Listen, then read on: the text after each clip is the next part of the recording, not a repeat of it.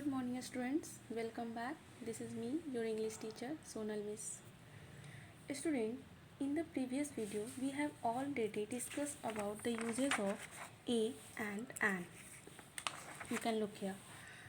And today we are going to learn about the topic, the uses of the. Okay, so let's start our class. Student, you can see in the first point, the is used. First point में लिखा है before a particular object as, यानी कि the का प्रयोग किसी भी particular object के नेम के आगे करते हैं.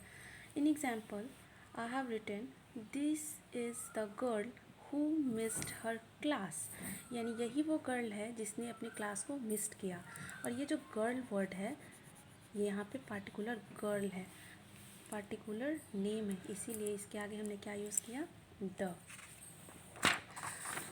In next point, before the name of rivers and ocean, it means कि द का प्रयोग हम किसी भी रिवर और ओशियन के नेम के पहले करते हैं. In example the Ganga falls into the Bay of Bengal. Here the Ganga is the name of river, so we are using here the. In third point, before the names of mountain ranges as, यानी कि the का प्रयोग हम third point में देखेंगे mountain के name के आगे होता है. और यहाँ एग्जाम्पल में लिखा हुआ है the Himalayas are the highest mountains, यानी हिमालयस जो नेम है ये एक माउंटेन का नाम है, इसीलिए इसके आगे हमने द का प्रयोग किया. In point number 4, before the names of sacred book as, sacred का मतलब होता है आपका धार्मिक ग्रंथ. क्या होता है, धार्मिक ग्रंथ, इसलिए धार्मिक ग्रंथ जैसे बुक के नाम के आगे हम द का प्रयोग करते हैं. एग्जाम्पल में आप देख सकते हो the Quran is a Holi book of the Muslim, ये जो कुरान बुक है वो मुस्लिम का क्या है, धार्मिक ग्रंथ है, इसलिए कुरान धार्मिक ग्रंथ होने के कारण इसके आगे हमने द का प्रयोग किया.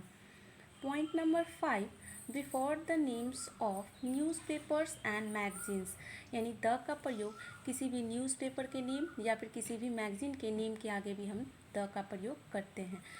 Here you can C in example the Indian express is a good paper, यानी इंडियन एक्सप्रेस जो है एक न्यूज़पेपर का नाम है, इसलिए इसके आगे हमने द का प्रयोग किया. In point number 6, before the names of nationality as, यानी किसी भी नेशनैलिटी वर्ड के आगे हम द का प्रयोग करते हैं. एग्जाम्पल में आप देख सकते हो the English defeated the Germans, यहाँ जो इंग्लिश वर्ड है एक नेशनैलिटी वर्ड है, इसलिए आगे हमने इसके आगे द का प्रयोग किया.